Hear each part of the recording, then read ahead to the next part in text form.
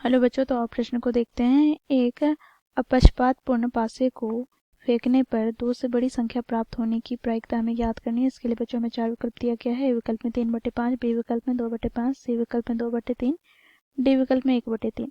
तो दिए गए विकल्पों में से बच्चों हमें सही विकल्प का चयन करना है। तो दिए गए प्रश्न की मुख्य अवधारणा की बात करें तो बच्चों यहाँ पर हम देखेंगे, यदि घटना ई के घटित होने की प्रायिकता को बच्चों हम पीई से प्रदर्शित करें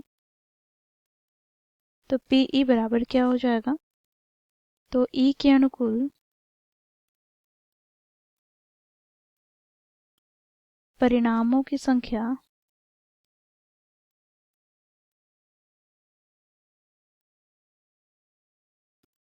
बटे में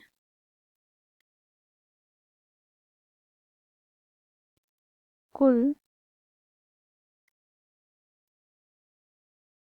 संभावित परिणामों की संख्या।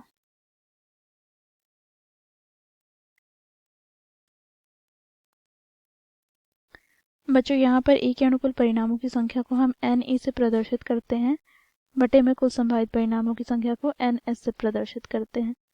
तो इस प्रकार बच्चों हमें पीई का मान प्राप्त हो जाता है एन ई बटे एन एस के। तो इस मुख्य अवधारणा की सहायता से हम दिए गए प्रश्न को हल करेंगे। बच्चों देखो, एक पासे को फेंकने पर हमें कुल संभावित परिणामों की संख्या कितनी प्राप्त हो जाएगी। तो यहाँ पर देखेंगे, हम एक पासे को फेंकते हैं तो हमें क्या क्या प्राप्त हो सकते हैं। तो 1, 2, 3, 4, 5 या फिर 6 ये संख्याएं प्राप्त होते हैं। तो इस प्रकार बच्चों हमें कुल संभावित परिणामों की संख्या कितनी प्राप्त हो जाएगी, 6। अब बच्चों यहाँ पर हम मान लेंगे, माना घटना ई बराबर, बच्चों देखो यहाँ पर क्या बोला जा रहा है, 2 से बड़ी संख्या प्राप्त होने की प्रायिकता ज्ञात करनी है। तो घटना ई 2 से बड़ी संख्या प्राप्त करना है। तो इस प्रकार बच्चों हमें ई के अनुकूल परिणामों की संख्या अर्थात एन ई बराबर क्या प्राप्त हो जाएगा, तो 2 से बड़ी कितनी संख्या है, तो यहाँ पर देखो 3, 4, 5, 6 अर्थात कितने हो जाएंगे।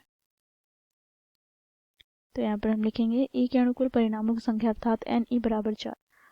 अब बच्चों देखो, इसकी हम प्रायिकता ज्ञात करेंगे, अर्थात 2 से बड़ी संख्या प्राप्त होने की प्रायिकता को हम पीई से प्रदर्शित करते हैं। तो पीई बराबर हो जाएगा बच्चों एन ई बटे एन एस के।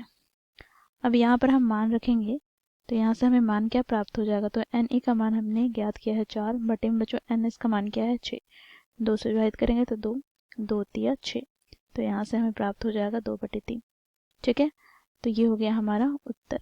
अब हम विकल्प की ओर चलेंगे तो कौन सा विकल्प हमारा सही होगा, तो आप देखते हैं कौन सा विकल्प में 2/3 दिया गया है।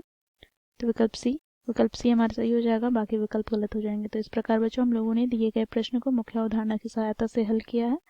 आशा करती हूँ आप लोगों को यह प्रश्न समझ में आया होगा। धन्यवाद।